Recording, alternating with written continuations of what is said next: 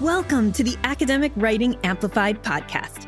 On this podcast, we believe that the culture of academia needs to change radically.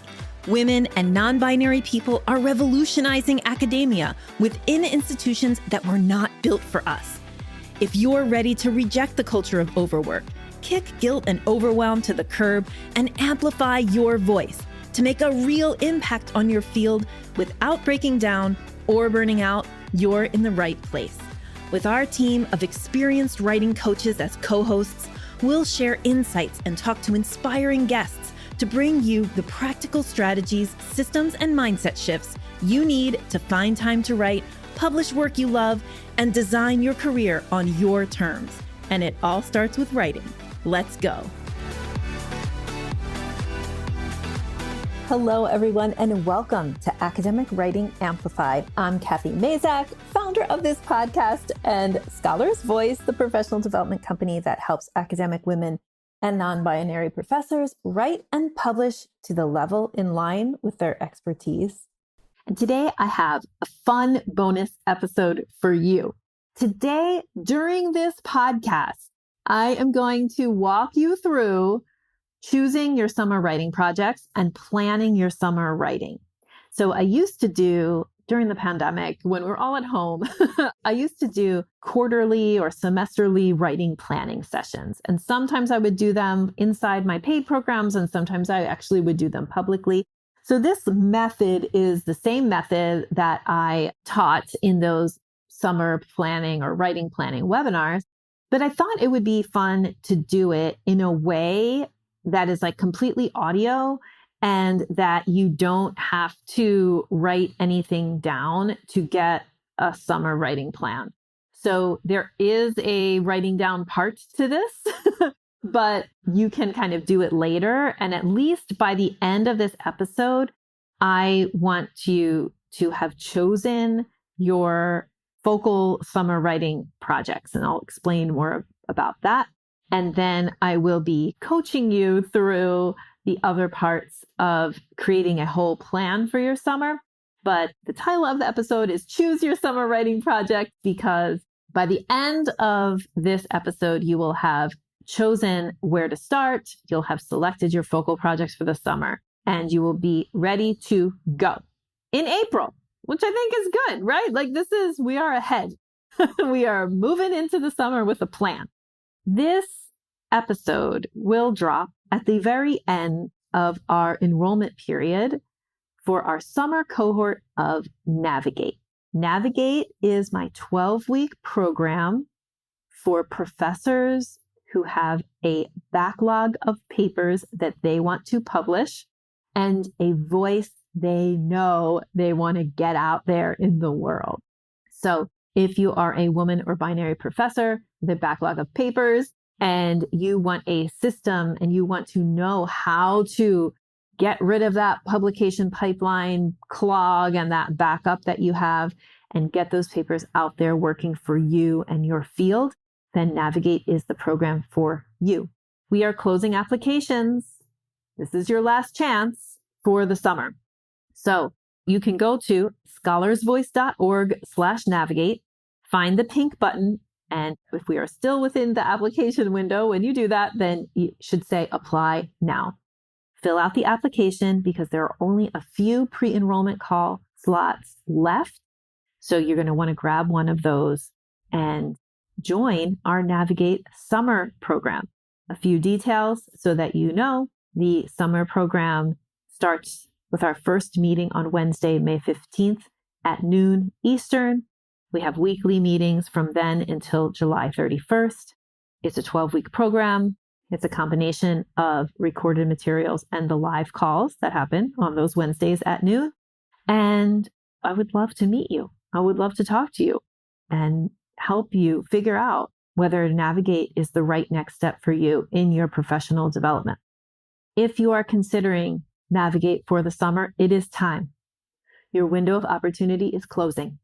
It is time now to apply for Navigate at scholarsvoice.org/navigate. Okay, so now that that's out of the way, I want to talk about your summer writing. Let me just do one more shameless plug, which is that one of the promises of the Navigate program is that you will turn in a low-hanging fruit project by the end of the 12 weeks. So at the beginning of Navigate, you're going to choose an article, like we call it the almost done article, that you are going to use in the program. You're going to work through curriculum about finishing up and turning that article in by the end of the 12 weeks. So if you have such an article, then you might want to use Navigate to work on it and turn it in.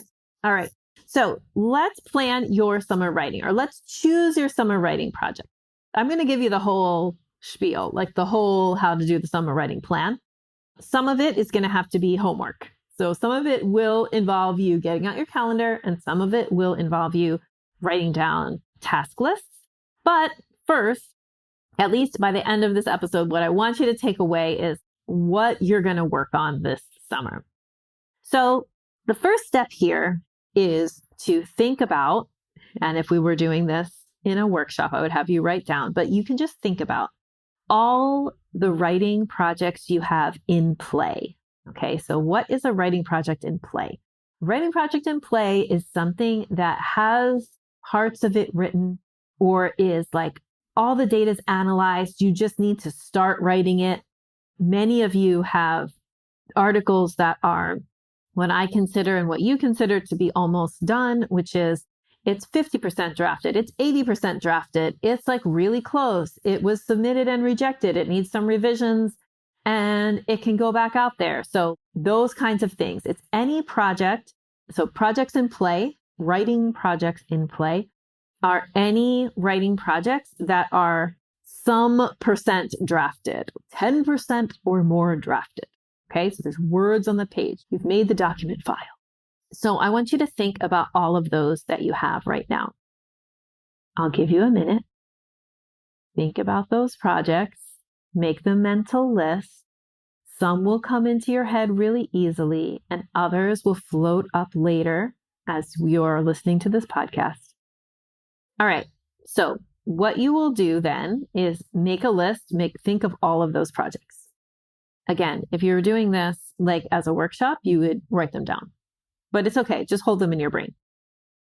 Now, what I want you to do is I want you to filter through those projects in a couple of different ways. The first way that we are going to filter through the projects is thinking about what's sometimes called the Eisenhower matrix, or the important versus urgent matrix. So if you picture quadrants where things are important, unimportant, urgent, non-urgent, what you're looking for your summer writing is projects that are important.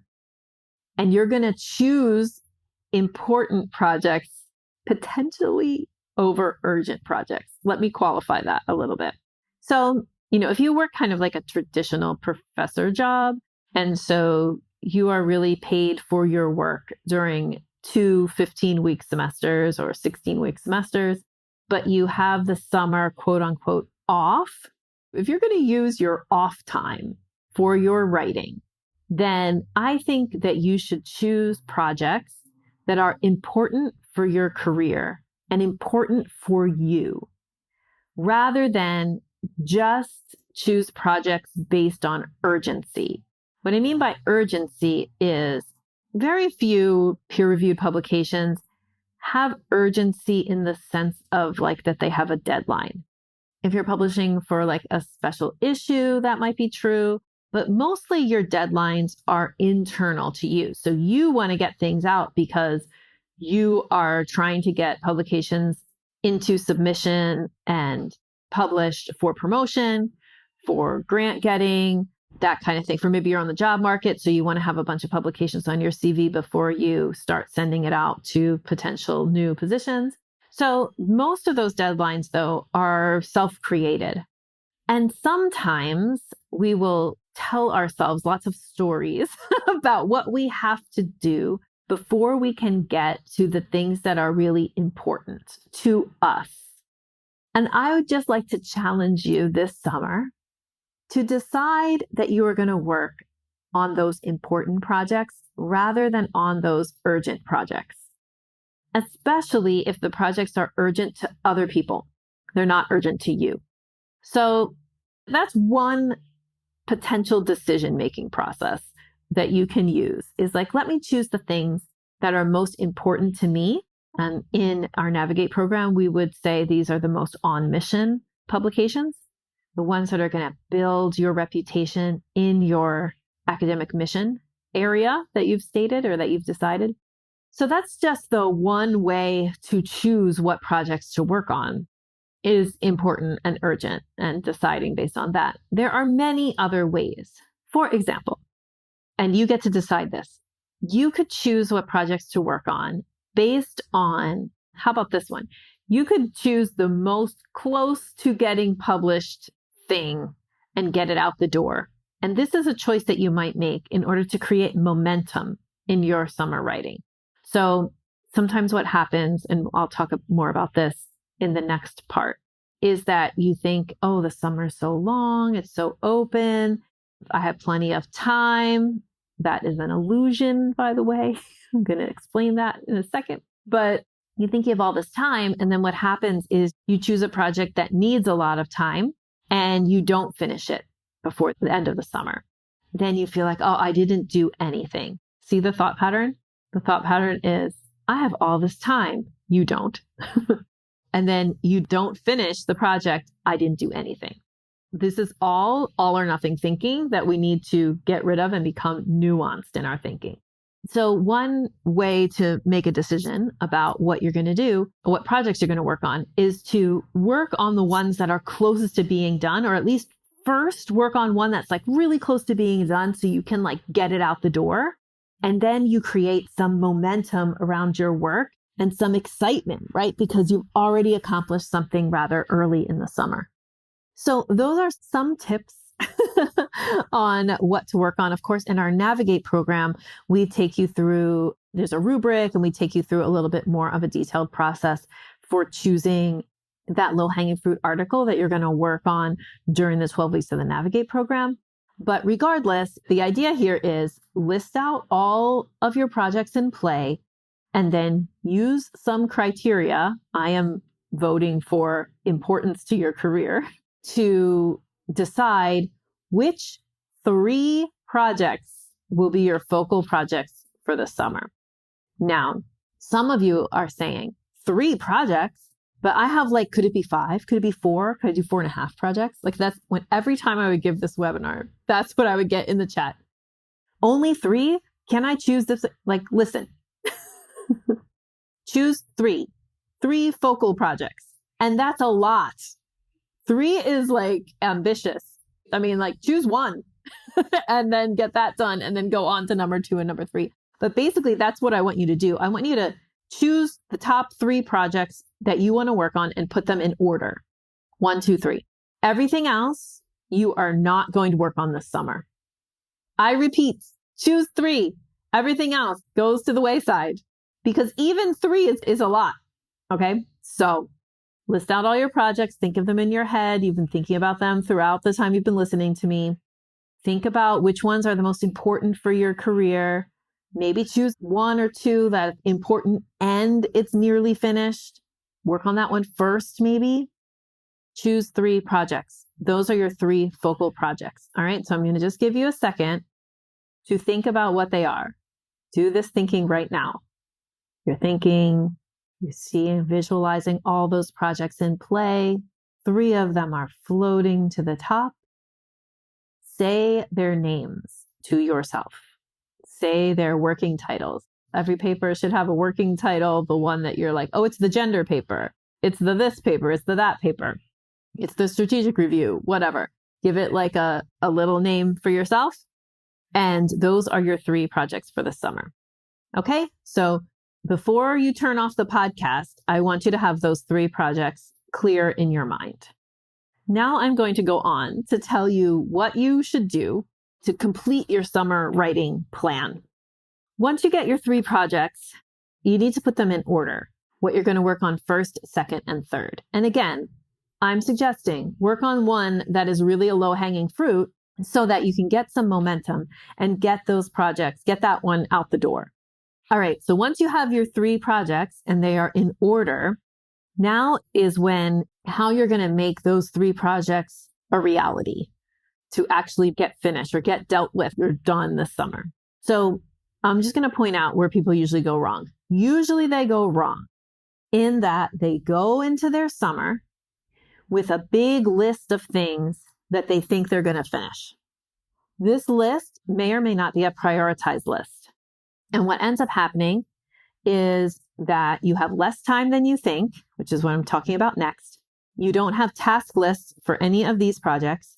And you end up doing what I call the buffet method, which is like you take a little bite of this project, but you don't finish anything. A bite of this one, you don't finish. A little bite over here, you don't finish. And then you end up with your plate at the end of a buffet, which is like half-eaten food because you like took too much and put it on the plate and you can't eat all of that. See the metaphor? Yes. Okay. So now that you have in your mind chosen your top 3 projects and you put them in an order, now we need to talk about scheduling time to write in the summer.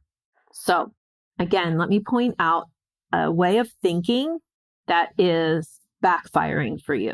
So you are thinking, I have 3 months, May, June, and July, or June, July, and August to work on my writing, right? That's what you're thinking. Summer is 3 months long. I have, or 2 months, whatever it is for you, right? I have, between May 15th and August 15th to work on my writing. And you're thinking in terms of months. Thinking in terms of months when it comes to your summer writing can backfire because it's almost like 3 months, but you don't have 3 months. You have other obligations during the summer. Your summer is not empty. It's not just like a big empty blob of time, right?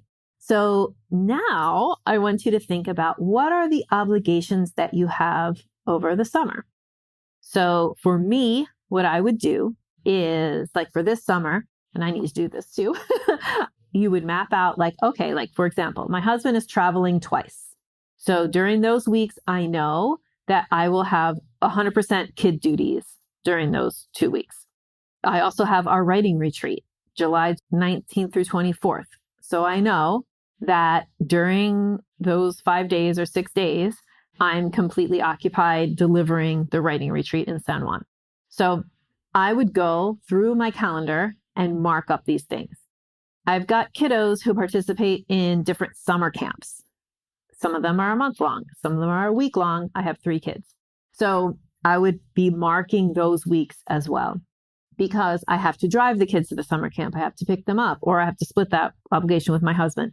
As you might know, husband and I are now running a dairy farm because we don't have enough things to do. So we're going to be spending a lot of time this summer at the dairy farm. So I've got to also consider that because we might actually be living at the dairy farm so that if we drive kids to summer camp in the other town, how long is the commute going to be? That kind of stuff. All of that I've got to figure out. The summer is not empty. The summer is not even 40 hours a week of writing time because that's ridiculous anyway. Like you can't write 8 hours a day. Stop trying. But if you're thinking of the summer like that, it's going to backfire. So here's what to do instead. So I'm not going to dwell on that anymore. Accept that your summer is not empty and get out your calendar and think, okay, what is realistic in terms of scheduled writing time over the summer? And again, first, mark up your calendar. Like, I hope you're going to go on vacation. I hope you're going to do some fun activities over the summer if you're not teaching. Maybe you are teaching, right? So you got to get your summer teaching on the calendar. You need to look at your calendar the same way that you would look at your calendar during the semester. It is already has stuff on it. It's not empty. We just think it's empty because it's summer. It's not. So just like I would tell you to do the processes we take you through during our Navigate program for figuring out your ideal week and scheduling your writing time, I would do the same for the summer. Start with finding 1 to 2 hours once or twice a week. Now, you might be like, what? That's not enough. Put that on your calendar and see if that's something that you can do with all the other things you have. And then go from there. Go up from there. Don't try to say like, oh, I'm going to write every day, all day, Like, oh, my kids are in summer camp from 8 to 3. So I'll write between 8:30 and 2:30 every day. Probably not. There's going to be other stuff. So you do still want to put in your calendar, even in the summer, especially in the summer, time to write like an appointment. Okay. So you're going to look at your calendar. You're going to say, I'm going to write 2 hours a day, 3 days a week, or 1 hour a day, 3 days a week, whatever it's going to be. If you're trying to get like more writing done than usual, then you need to look at your calendar and you need to get that writing time as appointments in your calendar. Okay. So you will schedule that writing time. Then you have the last step is you have your 3 projects in order, 1, 2, 3. You have your writing time scheduled on your calendar. Now you need to create the relationship between those 2 things. All right. And this is the piece, again, that a lot of people miss. You might have your projects, you might know what you're going to work on, but then it doesn't translate into actual things on your calendar. Or you have your calendar time, but you don't know what you're going to work on. So now we have to marry those 2 things. So here's what that looks like. Very generally, you should, again, like later when you have some time, when you're not walking the dog or driving your car or whatever you're doing while you're listening to this podcast, get out 3 pieces of paper. At the top of each one, write the name of the article or the chapter or the writing piece and number them 1, 2, 3 for the order you want to work on them in. And then I want you to create, this could be called a task list. I'm a fan of this podcast called #MWriting. And the host of that podcast called a burn chart. But it's basically like what is going on for each of these 3 projects. I like the punch list is another thing. So if there are 3 projects that are like almost done, like what's the punch list? So what is the list of absolutely everything that needs to get done before you can submit this project? That becomes your writing task list. So that's kind of like the method that I teach inside of Navigate is like, okay, now I'm going to break this project down into tasks. And for each writing project, I'm going to make this task list. Okay, so you do that. Then you have to marry the hours on your calendar to the tasks on your list.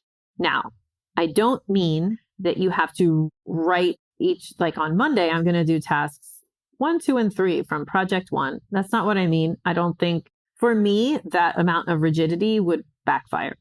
So instead, what you want to do is you want to look at your calendar and you want to say, okay, I have 10, 12, 15 weeks, whatever number of weeks you have over the summer. I'm going to work on project 1 for the first 3 or 4 weeks, then project 2, then project 3.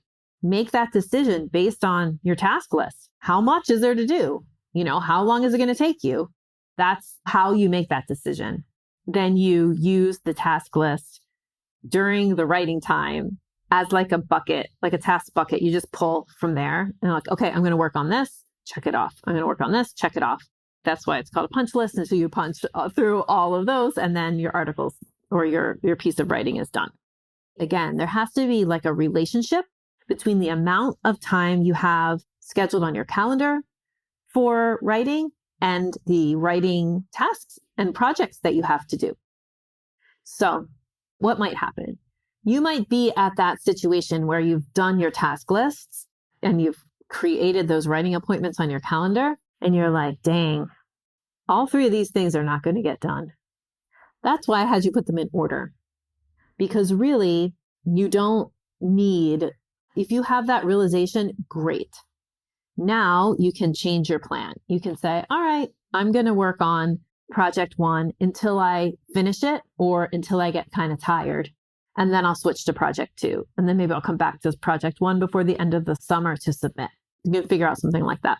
But the important message here is, this is the list of important messages to wrap up this podcast episode.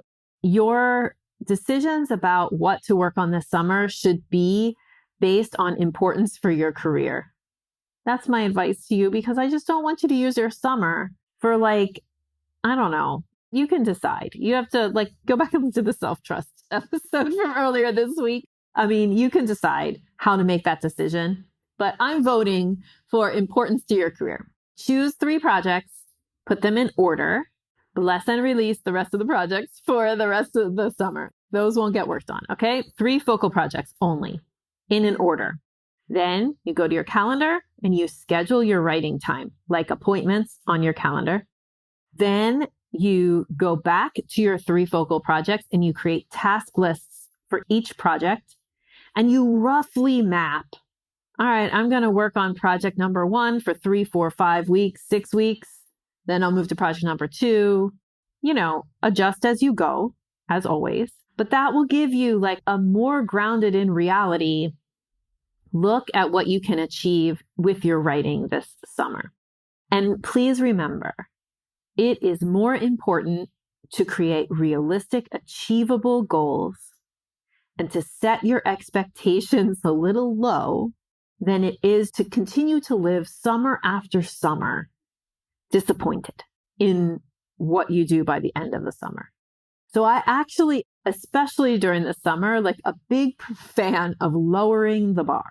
Bring that bar way down because you deserve to rest and you deserve to feel like you accomplished what you set out to accomplish, which is totally doable. You can do that. You can do this. This is kind of the core of writing planning, first of all, developing discernment, right? Deciding, creating systems and ways of discerning what to work on. That's the first thing. Choosing projects and then marrying those projects and what needs to be done to complete them to the actual time that you have. All right. So I hope that now that I've talked to you for 30 minutes, that you have in your mind the 1 or 2 or 3 summer writing projects that you want to work on as your focal projects this summer. If you would like support with that, please apply. Your time is up pretty much to apply for our summer cohort of Navigate. You can go to scholarsvoice.org/navigate. What I want to express, like the difference between listening to this podcast and making this plan and actually altering your writing and getting something submitted in 12 weeks this summer is the coaching and co-writing that we do in our Navigate program. So yes, you will have curriculum about how to move low-hanging fruit projects out the door by week 12.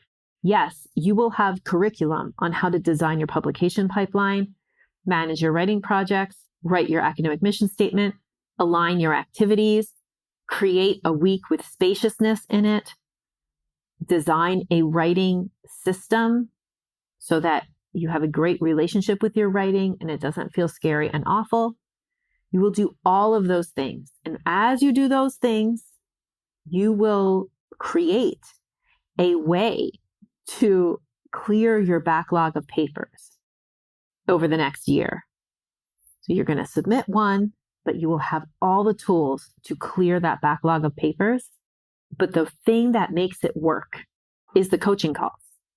Are the calls where we're co-writing together, where the other people in the group know what you're working on and they are rooting for you.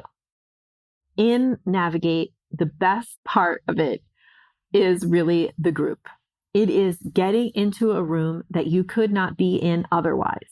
You can't go to a professional conference and be in a room with scholars from all these different fields, from all these different types of universities, from all these different stages of the career. That doesn't happen in our mono-focused professional meetings, right? Because they're very narrowly focused on our field. So you don't get diversity of field.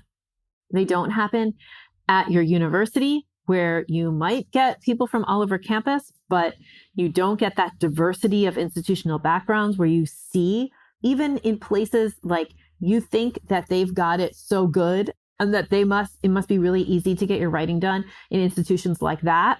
Nope. Everybody has the same problems. And it just gives you this groundedness that you can't get otherwise.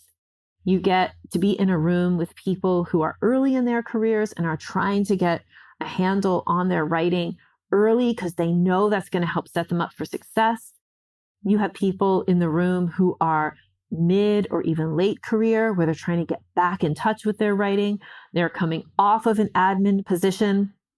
and they want to get back to their own work, or they're in an admin position and they don't want to lose their own work. We have 2 or 3 deans in our group this semester because they're like, no, I'm going to be the dean and I'm going to keep my line of research alive because I love it so much. I don't want to lose it.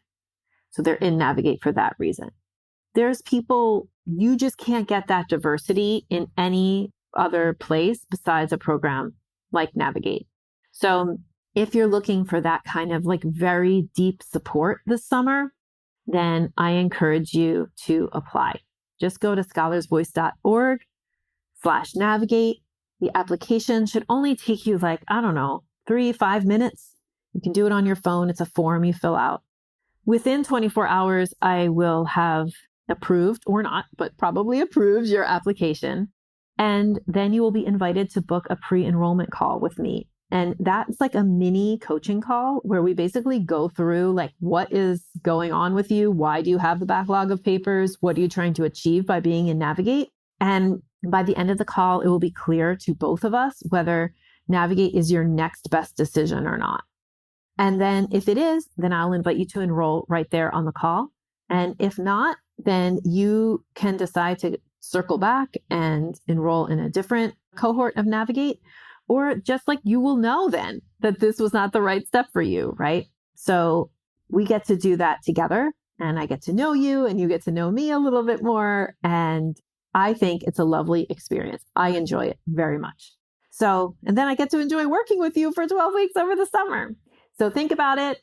Don't think about it too long because enrollment applications are closing. I believe this podcast is dropping on the day that applications close. So go to scholarsvoice.org/navigate and apply today. Thank you so much for spending your valuable time supporting yourself and your writing by listening to this episode. If you like what you heard today, the best way to say thank you is to hop on over to Apple iTunes and write an honest review. The more reviews, the more amazing academic women and non-binary people will find this podcast. So go write one now.